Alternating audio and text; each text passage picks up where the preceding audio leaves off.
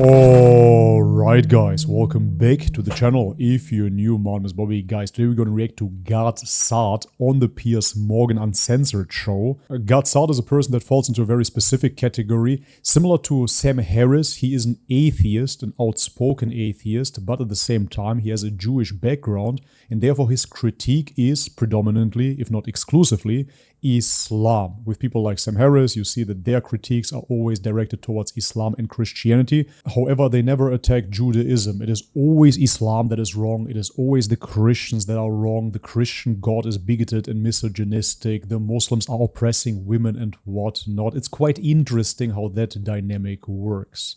Anyways guys, before we jump into the video, as always, if you enjoy my content, leave me a thumbs up, subscribe to the channel if you haven't already, and check out the links in the description box below to further support my work.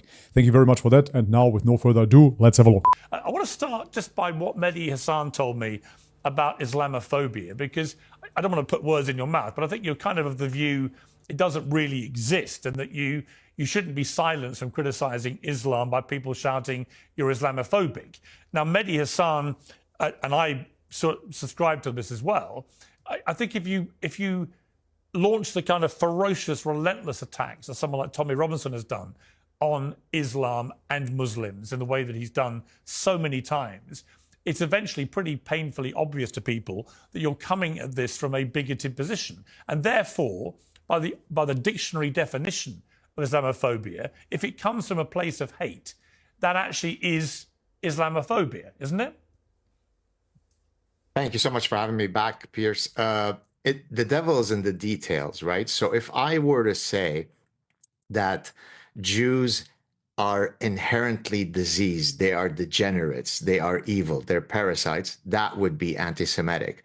If I say there are teachings in the Torah that are abhorrent given today's moral codes, that wouldn't be anti-Semitic. So if you were to make dispositional statements about individual Muslims, that would be Muslim bigotry. But if you say anything you want about the codified content of Islam, then by definition, that cannot be Islamophobic. Okay. Wow, those word games, man, that's absolutely insane. So first and foremost, I dare you, I double dare you, just go out and critique the Torah, just the content of the Torah in itself, and let's see if you're not going to be called an anti-Semite. I'm not going to say what race, what people doctor, and what hospital, and what media went to. We know I can't say that. It was a Jewish doctor. But that being said, his statement makes no sense whatsoever. So he proposes here that you have to attack Muslim people directly, and only then you would be an Islamophobe, or it would be Muslim bigotry or whatnot. But if you attack Islam, the religion of Islam with all its content, then this cannot be Islamophobia. How does this make any sense at all? This would literally be Islamophobia, because the word in itself is the fear of Islam, right? That's the meaning of it. And if you are attacking the content of the religion, and not Muslims privately, but simply the content of the religion, and you are against the religion and you're fearful of that religion, that would be, by definition, Islamophobia. So let me play you a little mashup of examples, I would say, where Tommy Robinson has displayed Islamophobia by the criteria in the dictionary. Let's take a look. So before we watch the clips of Tommy Robinson's here, we already see what kind of mind games they try to play with us. At least I hope you see it. They will show you Tommy Robinson's with some sort of extreme stance on Islam, with some inflammatory statements and whatnot. They're going to show him as the bigot, and then anything that comes after him is simply the norm and totally socially acceptable. So they try to show you the worst first, and then they show you still absolutely abhorrent statements about Islam with Gad Saad, I'm sure, without having watched the video yet. But nevertheless, they're going to show you this contrast, and so you think, oh well, what Gad Saad says here is moderate and sensible. We will unify every community against the hostility and barbarianism of Islam. I'm not racist, I despise racism. Islam is not a race, Islam is a fascist, violent ideology which masquerades as a religion. Yeah, just mind you, what Tommy Robinson said here is exactly what Gad Saad proposed. He didn't speak about Muslims in that clip. He simply talked about the ideology of Islam. And this is exactly what Gad Saad is speaking about. Every single Muslim watching this video on YouTube, on 7/7, you got away with killing and maiming British citizens. But we embrace migrants that come to this country and love it. The problem is Islamic migrants come to this country and declare war on it. Now, when you hear all that, and in particular, it felt to me that what he said about 7/7, which was a bunch of extremist terrorists who happened to be Muslim committing terrorism, when you basically, at a crowd with a loud hailer in your mouth, embrace every single Muslim in the country and say you're all to blame for killing and maiming Brits, that is Islamophobic, isn't it? I mean, it has to be. Otherwise, So what is? Yeah, as I said, they Yes, take let me one extreme address this statement, using two and this examples. is now The new number norm. one predictor of child abuse is if OMG. there is a step parent in the house. It is 100 times greater predictor than all other predictors. And yet, most step parents are perfectly lovely and kind and don't commit abuse. So understanding statistical reasoning and causal inferencing is important. So let me give a second example. Since 9/11 alone, there have been 46,000 plus terror attacks committed in roughly 70 countries by Islamic terrorists. That is an absolute fact, notwithstanding the fact that out of 2 billion Muslims, most did not commit terrorist acts. Yeah, well, this is such a blanket normie statement. Look into the numbers. We have the numbers here. We have the facts. Yeah, how many attacks are labeled as Islamic terrorist attacks, and meanwhile they're not at all?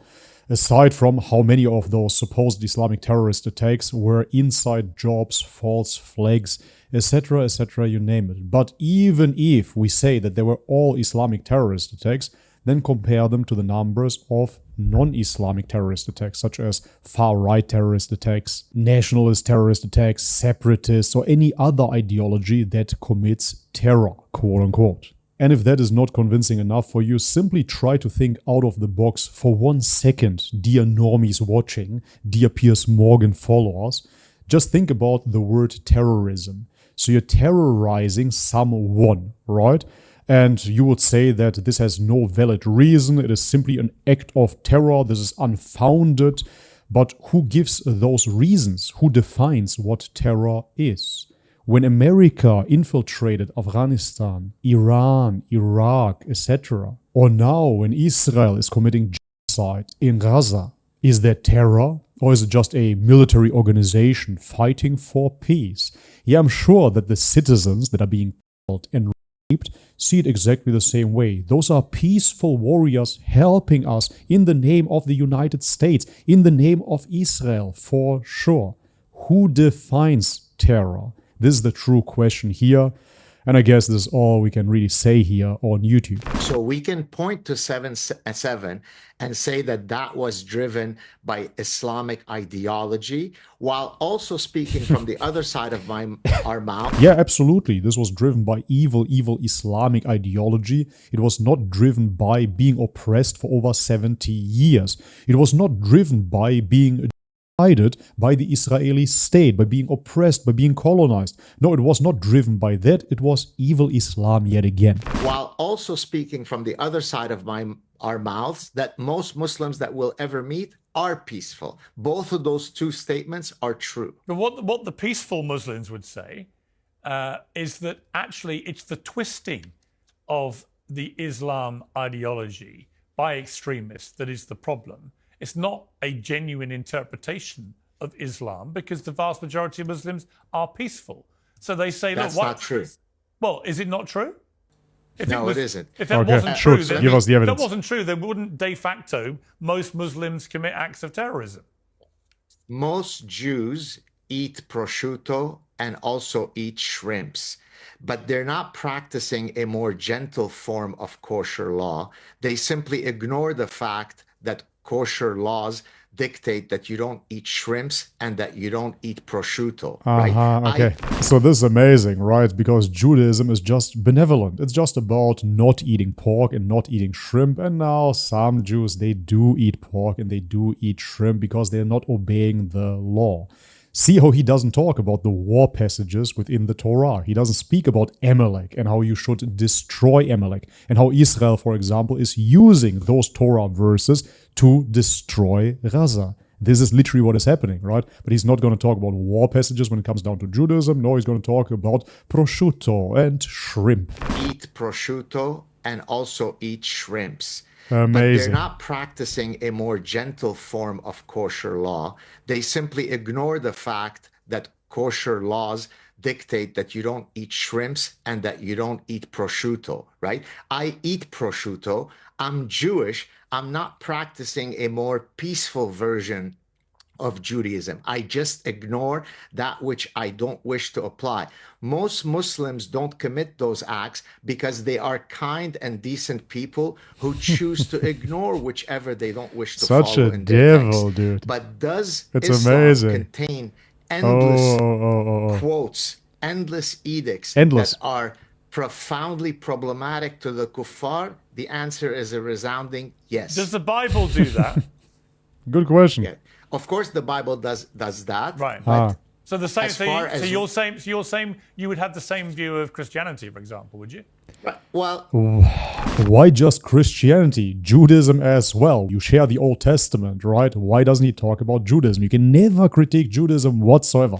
well, if Christians were going around right now quoting passages from the New Testament and committing 46,000 plus terror attacks in nearly 70 countries since 9/11 alone, then I would say we need to worry about those texts. If they were Talmudic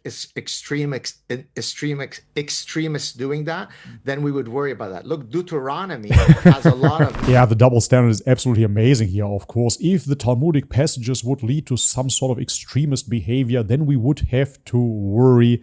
The Talmud, the Torah has been quoted by Israeli forces, by the Israeli defense minister in order to commit the genocide in Gaza. This is a fact, you can look it up and simply look into the numbers if you're so in love with numbers of how many people died in Gaza since 1948. So now you're going to tell me what Israel is committing there has nothing to do with the scripture. It has nothing to do with the chosen people and the promised land. None of this is biblical. None of this is based on the Torah. None of this is based on the Talmud. They're simply committing that because of what exactly? extremists doing that, then we would worry about that. Look, Deuteronomy has a lot of nasty things. Find the Elamites and kill them. But I don't know many guys called Mordechai Rubenstein looking for Amalekites to kill them. So, common Yeah, this is just grandiose, man. As I said already, we don't have to repeat it yet again. What Israel is committing is based on those passages. common sense matters, right? You have the Most common Muslims sense, yeah. are lovely. I know more Muslims than most people will ever meet in their lives.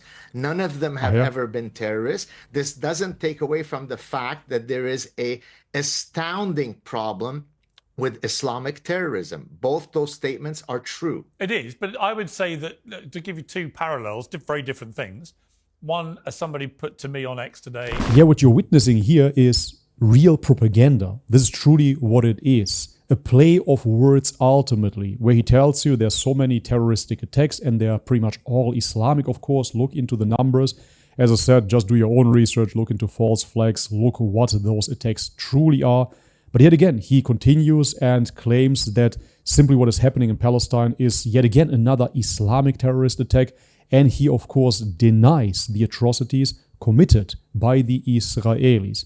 And because the Israelis, up until now, got all of the support coming from the states, etc., you are supposed to believe that they are freedom fighters. But again, who dictates that narrative? Who defines what is terrorism? If you just go a few years back, when the Afghani Talibans were fighting the Soviets in America, they were seen as freedom fighters.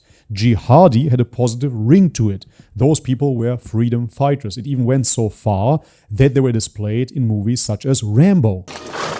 This is Afghanistan. Alexander the Great tried to conquer this country. Then Genghis Khan, then the British, now Russia. So back then, those people got labeled as freedom fighters, by the mainstream global media ultimately, because it was serving a purpose. Those Taliban were fighting Russia. Russia was the enemy of America, and therefore my enemy's enemy is my friend. The freedom fighters, the jihadis, yay. But now all of a sudden they are the bad guys. Now they are the terrorists. And therefore you really need some critical thinking here to see how deceptive this truly is. When the IRA were committing appalling acts of terrorism, it would be like saying, well then all, according to Tommy Robinson, his logic would say all Irish people are to blame for the maiming and killing. Right, which clearly would have been an outrageous thing to say. No, that's not the logic at all. I raised this with someone the other day on the show who was incensed that I would even draw this parallel, but I said, why not? If you look at the number of mass shootings in America in the last 30 years, they're almost exclusively perpetrated by deranged young white men. So does that mean that we should, by the same logic, say, well, there's all these terrible mass shootings going on, they're all being committed by the same type of profile of person, therefore all young white men in America have to be treated with deep suspicion, which is what Tommy Robinson that's where his logic takes you. That's why I have a problem with the Tommy Robinsons of this world. It's not his message and but I don't have a problem with you, Gad. He's been absolutely right. You're so moderate. It's just he's such a flawed messenger for all sorts of other reasons. And the reason that's problematic is because he gets used by people who are trying to avoid accountability, because they say, well, look at this guy, the one who's shouting loudest about us. Look at him. He's a convicted football thug. He beats up policemen and gets convicted for it. He's a mortgage fraudster. He's a passport faker. He's committed contempt of court 3 times. He's nearly wrecked trials involving the rape gang scandals. He's made a Syrian refugee boy's life utter hell with his lies. That's why he's now in prison, and so on. In other words, by demonizing the messenger, those who should be held to account are able to hide behind Tommy Robinson being the flag bearer for all this. I think they're just using him as the sacrificial lamb. Look, Tommy Robinson has some issues in his past. I don't know all of them, although I've had a chance to have long conversations with him. He's even come to visit me in Montreal. He never, in my presence, said anything that struck me as bigoted or racist. So I'm not here to defend Tommy Robinson. They love each other. Christopher Hitchens, whom I'm sure you know well, he's a compatriot British. Excuse me? I employed him when I was editor of the Daily Mirror. And you know, when I employed him, I know what you're about to say to me about what he said about Islamophobia. Before you say it, and you're right to say it, I would point out I hired him during the Iraq War because he supported that war, and the paper opposed it before, during, and after. And I thought it was important to have a voice in the paper up against John Pilger, actually, quite often, who was obviously viscerally against the war. But I let Hitchens run riot. Even though I thought he was completely wrong, and even though I look back on it now and I'm convinced he was completely wrong. So Hitchens wasn't always right before you say to me what he said about Islamophobia, which you're about to do. Well, I mean, yes, I could make the point about what he said about Islamophobia, but the point that I was going to make is that Christopher Hitchens is, and I think you'll probably agree with this, one of the most eloquent speakers that we will have ever seen, right? He has a beautiful British accent. He speaks with a beautiful vocabulary. Oh my God, this is so dumb. Dude, what is this, man? Amateur hour or what? What kind of arguments are those? You are such an eloquent speaker with a beautiful British accent. Man, the most eloquent speaker of all times was... Wenn ja, dann tritt für mich ein, so wie ich für dich eingetreten. Now what? Was he right because he can speak so well? What kind of arguments are those? Beautiful British accent. He speaks with a beautiful vocabulary, beautiful as does Douglas Murray. So they may say things that are, in terms of their content, absolutely indistinguishable from anything that Tommy Robinson says. But Tommy Robinson's style, his accent, is one that serves as an aesthetic injury to the people who carry the progressive lisp. And therefore, people react to Tommy Robinson because of his style of delivery. That's what Elon it is. Musk, who's, as you know, is a good friend of mine, has a direct way of speaking that is not as eloquent as Christopher Hitchens. That doesn't in any way imply that what he is saying is not veridical. So we have to differentiate between the substance and the content. I don't disagree. Oh, I always said that wow. actually about Donald Big Trump. news. Same thing, This is such a brain rot, man. But honestly, I'm not surprised since 2020 when the whole agenda got rolled out. Since then, if you really paid attention, the politicians and all the celebrities are talking to the masses as if they were children. Hey, wear your mask, don't forget to disinfect your hands. And now this guy here, the psychologist, the authority, is explaining to you, listen guys, it's about the content, you know? It's not only about how you say things. Duh! the rhetoric often bears Oh, little relation to what he my God, actually what does. is this? I also think it's important to focus on I'm what losing people brain actually do. cells, man. You know, my problem with Elon, who I think is a complete genius,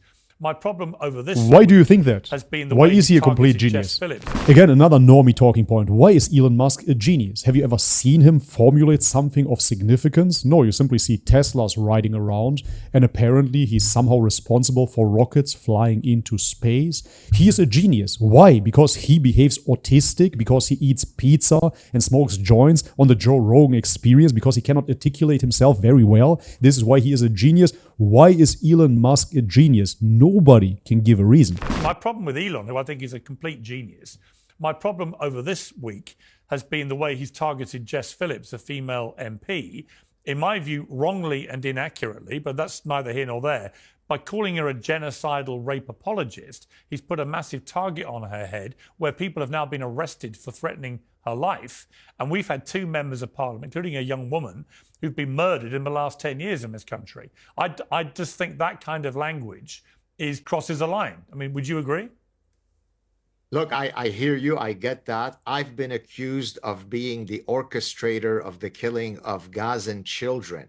I sit as a professor who's 60 years old in Montreal doing evolutionary psychology research. I have nothing to do with the killing of anyone in Gaza, yet I am the baby genocidal killer. Look again, the word games. He's just a psychologist in Canada. He's just doing his research there. No, of course not. Right now, you're on the Piers Morgan show. You're very active on Twitter. You're in a alliance with Elon Musk, a very good friend of yours, and you're all denying the side. This is what you do. Killing of anyone in Gaza, yet I am the baby genocidal killer. So of course I empathize with the point that you're making. And that's why I said that sometimes Elon might be very blunt in the way he says what he says, but the content of what he's saying, the ire that he has, really is coming from a good place, right? Yeah, because he's attacking Islam as well. Form of suicidal empathy, the topic of my forthcoming book, because they're much more desirous of protecting the sensibilities of their Muslim population than to worry about the integrity of the bodily and the integrity of children. That's not a good calculus to have. I think that's what triggered the ire of Elon. The fact that he went after this person is regrettable. I share your concern there. But again, I think the fact that you and I and others the voice are of having these reason important conversations, only good things can come from No, that. I completely agree. And actually having Mehdi first, you now, having Matthew here who has his views about it. I mean, it's interesting what you just said. It's not a million miles away from what Matthew said about the woke ideology getting a grip of our country in a way that so many people in officialdom felt incapable or too terrified to do the right thing because they were fearful of retribution and being accused of, being anti-Muslim or whatever it may be. And I completely get that. That's why, I was interested in what you were saying to me. And you said on the Will Kane show. I love Will. my God, that man. interview.